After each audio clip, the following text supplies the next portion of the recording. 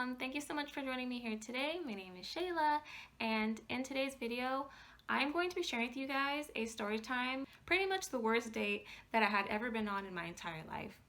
So if you guys are interested in hearing about my demise, then keep on watching.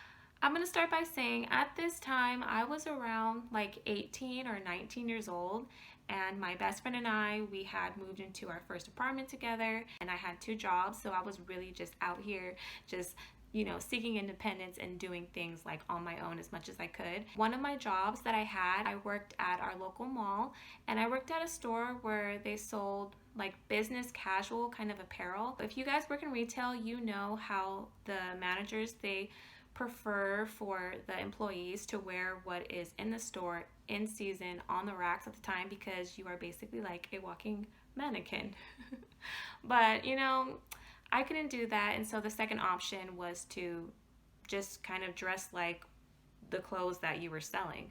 And so Forever 21 was my best friend at the time. On this particular day, I was wearing some kind of shoe to where it was bothering my feet, and as soon as my break hit, I was determined to go to a different store and just get some flats, some sandals, something.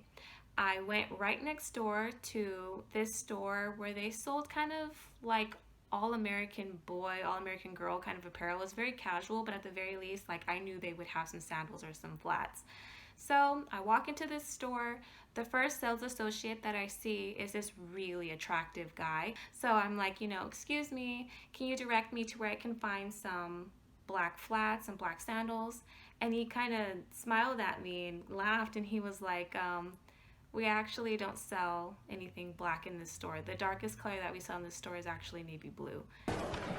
Okay. And so I'm like, okay, great. On to the next store. So I'm like, okay, thanks anyways. So then he stops me and he's like, but you might want to try this other store, and they'll probably have some black sandals or some black flats for you there. And I'm like, okay, thanks. So I was gonna head right to that store and then head to the food court and make it back so I won't be fired. But then he stops me again and he's like, wait. He was like, you're not gonna give me your number, at the very least your name? And I was like, no, but I work next door, and if you want, you can come by and say hi, and if I'm at the cash register, then you can open up a store credit card and buy some of our merchandise. And he kind of laughed and was like, oh, all right, it's like that. I hightail it to that store. I get my shoes, I make it to the food court, I get my food, I make it back to work, safe, I'm not fired. I'm in the back, got my folding table, I got my folding board, making sure that the clothes are folded all symmetrically square. And then all of a sudden on the walkie, I hear, oh my gosh, Shayla, is that your man?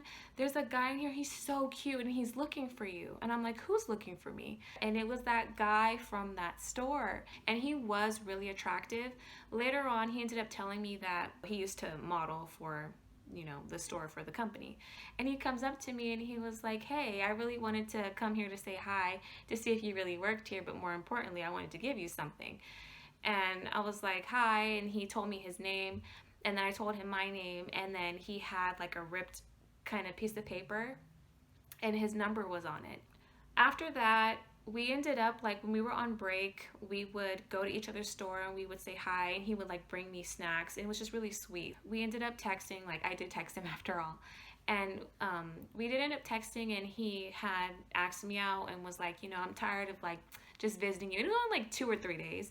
And he was like, I'm tired of like visiting you. Like, we need to go on a date already. Like, I'm trying to really get to know you. Okay. So then the night that we were gonna go on a date, I had my roommate drop me off at his house because I think I was supposed to meet him there, and we were supposed to head to dinner. But when I get there, he was like, I just got back home, but I don't want to like leave you waiting or make you go back home. I'm just gonna buzz you up. Just come up here and just wait in the living room, and I'll be ready, and then we can go to dinner and get to know each other. First things first, his loft was so nice. It was not a cheap area. And he was like a year or 2 older than me. So I'm like, how are you working at the mall and like you're able to live here? But then, you don't want to judge people right away. Buzzes me in, I'm waiting on his couch, and he's in the back talking to me and getting ready. And then while I'm sitting there and I'm looking around, and I'm like, wait a minute, is that a gun? right next to the TV, just sitting there like a candle. Oh, hell no! So then he comes out. I just pointed to where the gun was by the TV, and I was just like, I didn't even say anything. I just pointed over there, and I was just like, he's like, I've never used that. He's like, I don't plan on using it, just for protection. Like, don't even worry about that. Just know that you're safe with me, and I can't, wait to go on this dinner date with you. So then he was like, I'm thinking like we could go to the Cheesecake Factory. Is that okay? Bruh. In my 18, 19-year-old brain, because I didn't want it to escalate into, I guess, a bigger situation if he saw that I had an issue with that. So I just like played along like it was nothing, and I just figured like after we went on this dinner date, like I would never see him or talk to him, but it doesn't stop there. So we go down to the garage, and he, clicks his car. He had a like current, recent, like fresh Benz, and I'm like, I'm done. Like at this point, I'm like, I'm pretty sure you are doing some kind of like illegal activities. Get in the car. We pull out the garage.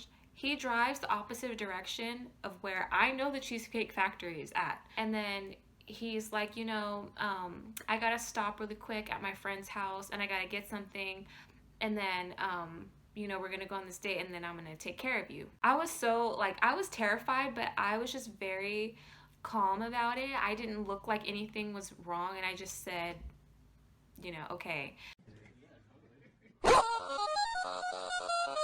So we ended up going to this like gated community, super nice houses, and we pull up to this house, and this really like chocolatey, shiny dude comes out, and he was like, hey, like gives him daps, and he was like, who is this, pointing to me, and he was like, oh, this is my girl, like she's good. That is not correct. Because according to the encyclopedia of...